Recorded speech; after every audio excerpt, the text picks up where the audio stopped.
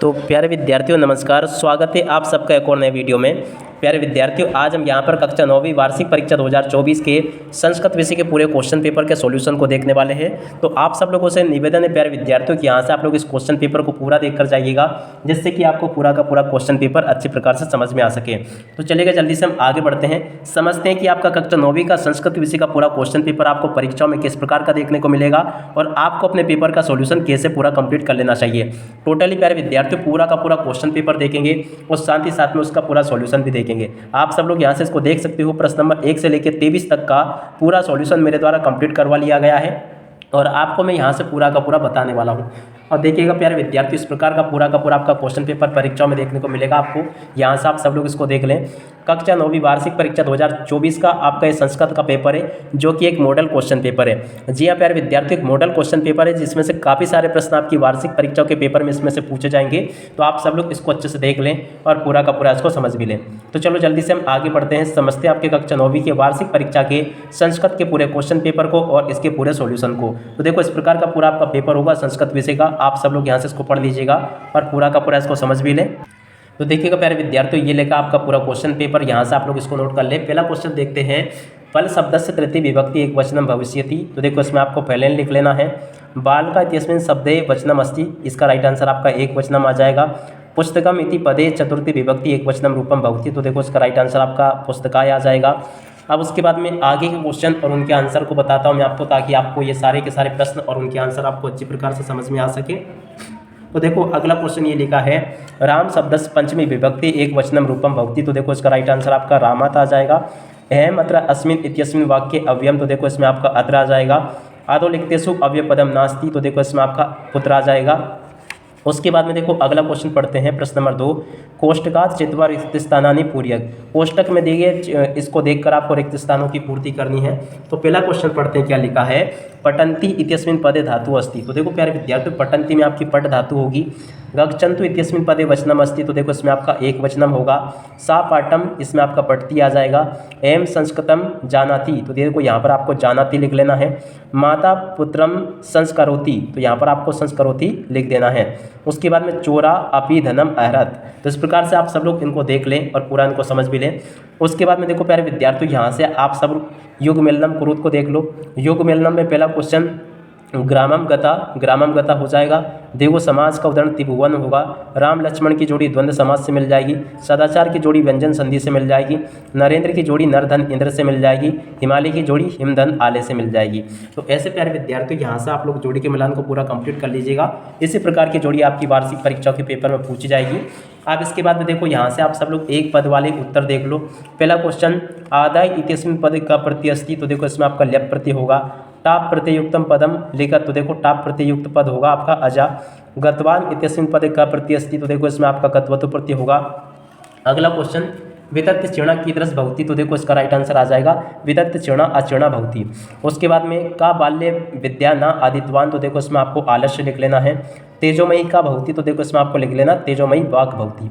तो ऐसा आप सब लोग इन प्रश्नों के उत्तरों को नोट कर लो पूरा। अब इसके बाद में हम आगे बढ़ते हैं, अगले क्वेश्चन के आंसर को देखते हैं। तो देखो, प्रश्न नंबर 5 में आपसे इस प्रकार से आम और ना पूछे जाएंगे। तो आप सब लोग यहाँ से आम और ना को देख लो। आम ना में पहला क्वेश्चन, प्रकाशा इति पदस्य विलोम पदम अंधकारा अस्ति। तो देखो, ये बिल्कुल आपका आम होगा। सूर्य इति पदस्य विलोम पदम चंद्र अस्ति। ये भी आपका ना होगा। श्वेता वर्ण इति पदे विशेषणम पदम वर्ण अस्ति। तो देखो, ये भी आपका ना होगा। वनम इति पदस्य पर्याय पदम काननम अस्ति। ये भी आपका आम होगा। रात्रि इति पदस्य पर्याय पदम निशा अस्ति। ये भी आपका आम होगा। तो ऐसे आप सब लोग प्यारे विद्यार्थियों, यहाँ तक के इन क्वेश्चंस को देख लो और इनके आंसर को भी देख लो। अब उसके बाद में देखो प्यारे विद्यार्थियों, प्रश्न नंबर 6 आपको जो दिया गया है, इसके आंसर को अब हम यहाँ से देखने वाले हैं। एक भी क्वेश्चन यहाँ से प्यारे विद्यार्थियों आपका नहीं छूटेगा, अगर आपने इस वीडियो को पूरा देख लिया तो। अब चलो प्यारे विद्यार्थियों, जल्दी से मैं आपको प्रश्न नंबर 6 का उत्तर बता देता हूँ। तो देखिएगा प्यारे विद्यार्थियों, प्रश्न नंबर 6 में आपसे इस प्रकार के क्वेश्चन पूछे जाएंगे। यहाँ पर आपको प्रश्न नंबर 6 का उत्तर दिया गया है और 6 के अंत वाले क्वेश्चन का उत्तर ये लिखा है। तो आप सब लोग इस प्रकार से इन प्रश्नों के उत्तरों को नोट कर लो। अब उसके बाद में अगला क्वेश्चन, प्रश्न नंबर 7, यत्नेम किम रक्षियत वित्त उपार्जिता। तो देखो, प्रश्न नंबर 7 जो लिखा गया है, 7 का उत्तर ये लिखा है। आप सब लोग इसको देख लें। और उसके बाद में देखो प्यारे विद्यार्थियों, प्रश्न नंबर 8, अंते तपोदत्ता विद्या ग्रहणम कुंतगता। तो देखो, प्रश्न नंबर 8 का उत्तर ये लिखा है। तो यहाँ से प्यारे विद्यार्थियों, आप सब लोग प्रश्न नंबर 8 के उत्तर को लिख लें और पूरा का पूरा इसको याद भी कर लें। अब उसके बाद में अगला क्वेश्चन, लोक रक्षा कथम संभविति। तो देखो प्रश्न नंबर 9 लिखा गया है। तो देखो 9 का उत्तर यहाँ से देख लो आप सब लोग, ये प्रश्न नंबर 9 का उत्तर आपको दिया गया। तो आप सब लोग इसको देख लीजिएगा और अच्छे से पूरा इसको समझ भी लें। अगला क्वेश्चन ये लिखा है, प्रकृति प्रमुख तत्वानि कानि संति। तो देखो यहाँ से आप सब लोग इसके आंसर को भी लिख लो और पूरा इसको समझ भी लें। तो देखो यहाँ तक के क्वेश्चंस मैं आपको बता चुका हूँ। अब इसके बाद में हम आगे बढ़ते हैं, अगले क्वेश्चन के आंसर को देखते हैं। तो देखिएगा यहाँ पर आपको प्रश्न नंबर 10 दिया गया है, प्रकृति प्रमुख तत्वानि कानि संति। तो देखो प्रश्न नंबर 10 के उत्तर को देखते हैं। तो देखो यहाँ से आप सब लोग इनको देख लें और पूरा का पूरा इनको समझ भी लें, ताकि आप सबको ये सभी के सभी क्वेश्चन और उनके आंसर समझ में आ सके। तो देखो प्रश्न नंबर 10 का उत्तर ये लिखा है और 10 के अत वाले क्वेश्चन का उत्तर ये दिया गया है। अब उसके बाद में देखो प्रश्न नंबर 11 को पढ़ते हैं, रेखांकित पदानि आधारित प्रश्न निर्माण करो। देखो रेखांकित पदों के आधार पर आपको प्रश्न का निर्माण करना प्रश्न नंबर 11 में। तो देखो प्यारे विद्यार्थियों, प्रश्न नंबर 11 के उत्तर ये दिए गए हैं। आप सब लोग यहाँ से प्रश्न नंबर 11 के उत्तरों को देख लें और अच्छे से पूरा इसको नोट भी कर लें। अब उसके बाद में अगला क्वेश्चन, अधोलिखितानि वाक्यम का प्रतिकृति है कि किसने किससे कहा, आपको बताना प्रश्न नंबर 12 में। तो देखो प्रश्न नंबर 12 के उत्तर ये लिखा है, आप सब लोग इनको देख लें और पूरा इनको समझ भी लें। अब उसके बाद में प्रश्न नंबर 13 को पढ़ते हैं। प्रश्न नंबर 13 क्या लिखा है, अधोलिखित वाक्यम वाच्य परिवर्तित करो। तो देखिए प्रश्न नंबर 13 में आपसे पूछा गया, तो देखो इसमें आपको वाच्य परिवर्तित करना है। तो आप सब लोग यहाँ से इनको देख लें और पूरा का पूरा इनको नोट भी कर लें। अब उसके बाद में अगला क्वेश्चन देखते हैं। तो देखो प्रश्न नंबर 14 लिखा गया, यहाँ से आप सब लोग इसको देख लें, प्रश्न पत्र समागत श्लोक वाय विहाय स्वपाठ्य पुस्तकम लिखत। तो देखो प्रश्न नंबर 14 आपको दिया गया है। तो देखो प्रश्न नंबर 14 को यहाँ से आप लोग देख लो और पूरा का पूरा इसको नोट भी कर लो। अब उसके बाद में अगला क्वेश्चन देखते हैं। तो देखो प्रश्न नंबर 15 ये लिखा है। तो देखो प्रश्न नंबर 15 में आपसे इस प्रकार के क्वेश्चंस पूछे जाएंगे। तो यहाँ से आप सब लोग प्रश्न नंबर 15 के उत्तरों को देख लो और पूरा इसको समझ भी लो। अब उसके बाद में हम आगे बढ़ते हैं, अगले क्वेश्चन के आंसर को देखते हैं। तो देखो अगला क्वेश्चन ये लिखा है, देख सकते हो प्रश्न नंबर 16, प्रदत्त शब्द रिक्त स्थानानि पूर्यत। इन रिक्त स्थानों की पूर्ति यहाँ से आपको करनी है प्रश्न नंबर 16 में।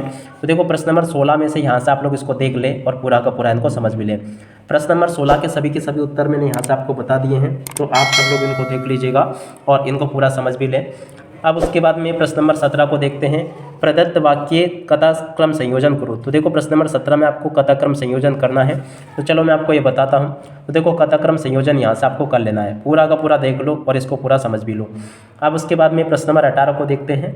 तो देखिएगा प्रश्न नंबर 18 में आपको इस प्रकार का एक पैसेज दिया जाएगा, देखिएगा गद्यांश होगा इस प्रकार का ये, फिर आपको इसमें से क्वेश्चन के उत्तर आपको लिखने हैं। तो देखो इस प्रकार के क्वेश्चन आपसे पूछे जाएंगे, ये बिल्कुल ही सरल होते हैं। आप चाहे तो इन क्वेश्चन के उत्तर इसी में से ढूंढकर कर सकते हो, मगर लिखकर जरूर आपको आना चाहिए। बहुत सारे बच्चे ऐसे होते हैं कि कॉपी को खाली छोड़कर आ जाते हैं, तो ऐसे बच्चे सबसे ज़्यादा फेल किए जाते हैं। तो इसलिए आप लोग कॉपी को खाली छोड़कर मत आया करो, ठीक है ना। तो इनके उत्तर सभी आप लोग यहाँ से देख लो। अब उसके बाद में हम आगे बढ़ते हैं, प्रश्न नंबर 18 के खा नंबर के क्वेश्चन का उत्तर देखते हैं। तो देखिएगा प्यारे विद्यार्थी, प्रश्न नंबर 18 का खा वाला क्वेश्चन ये यहाँ पर आपको दिया गया है, आप सब लोग इसको पढ़ लें। तो देखो खा नंबर के क्वेश्चन के आंसर को देखें, तो ये यहाँ पर आपको खा का उत्तर दिया गया, पूरा का पूरा उत्तर, और इसको यहाँ से आप लोग नोट कर लो पूरा इस प्रकार से। अब उसके बाद में देखो प्रश्न नंबर 19 के उत्तर ये लिखे हैं। प्रश्न नंबर 19 में क्या पूछा गया, अधोलिखित गद्यांश पद्यांश पठित्वा प्रश्नाम उत्तराणि संस्कृत भाषा लिखत। तो इनके उत्तर आपको संस्कृत भाषा में लिखना है। तो देखो यहाँ से आप सब लोग इनको पढ़ लें और इनके उत्तरों को यहाँ से नोट कर लो। तो देखो प्यारे विद्यार्थियों, सभी क्वेश्चन बता दिए मैंने आपको, इसके अत वाले क्वेश्चन का आंसर भी देख लो आप सब लोग यहाँ से। और उसके बाद में अब प्रश्न नंबर 20 को देखते हैं। तो देखो प्रश्न नंबर 20 जो है ना आपका, यहाँ पर आपको एक प्रश्न नंबर 20 दिया गया, देख सकते हो प्रश्न नंबर 20 ये लिखा है, अधोलिखित नाट्यांश पठित्वा त्रयणा प्रश्नाम उत्तरायण संस्कृत भाषा लिखत। तो इन नाटक को पढ़ना है और आपको इनमें से कोई भी 3 प्रश्नों के उत्तर संस्कृत भाषा में लिखने हैं। तो देखो यहाँ से आप सब लोग इन प्रश्नों के उत्तरों को देख लो और पूरा का पूरा इनको लिख भी लो। अब उसके बाद में आगे के क्वेश्चन ये यहाँ पर आपको दिए गए हैं, आप लोग इनको भी देख लीजिएगा। उसके बाद में देखो प्रश्न नंबर 21 को देखते हैं, यहाँ तक के सभी क्वेश्चन अपने हो चुके हैं। अब उसके बाद में प्रश्न नंबर 21 के उत्तर को देखते हैं। तो देखो प्यारे विद्यार्थी, प्रश्न नंबर 21 में इस प्रकार से आपको ये अपठित पद्यांश दिया गया है, इसको आपको पढ़ना है और फिर इन प्रश्नों के उत्तर आपको देने हैं। तो चलो मैं आपको इनके आंसर बता देता हूँ। तो देखो इनके आंसर ये लिखे हैं, आप सब लोग इनको देख लीजिएगा और पूरा का पूरा इनको समझ भी लें। तो देखो यहाँ तक के सभी क्वेश्चन और उनके आंसर मैं आपको बता चुका हूँ। उसके बाद में देखो प्रश्न नंबर 22, स्वप्राचार्य कृत्य अवकाशा प्रार्थना पत्रम। प्रश्न नंबर 22 को देखते हैं। तो देखो प्रश्न नंबर 22 का उत्तर ये लिखा गया है, आप सब लोग इसको देख लीजिएगा और ये आपको सभी के सभी क्वेश्चन और उनके आंसर आपको दिए गए हैं। उसके बाद में देखो 22 के वाले क्वेश्चन ये आपको दिए गए हैं, आप सब लोग इनको भी लिख लें। प्रश्न नंबर 23 ये लिखे हैं, आप सब लोग इनको भी देख लीजिएगा और इनको भी पूरा समझ लीजिएगा। तो देखो मैंने यहाँ तक का पूरा आपको बता दिया है। उम्मीद करता हूँ कि पूरा आपको अच्छे प्रकार से समझ में आ गया होगा। अब इसी के साथ में प्यारे विद्यार्थियों इस वीडियो को यहीं पर पूरा करते हैं। नमस्कार, जय हिंद, जय भारत।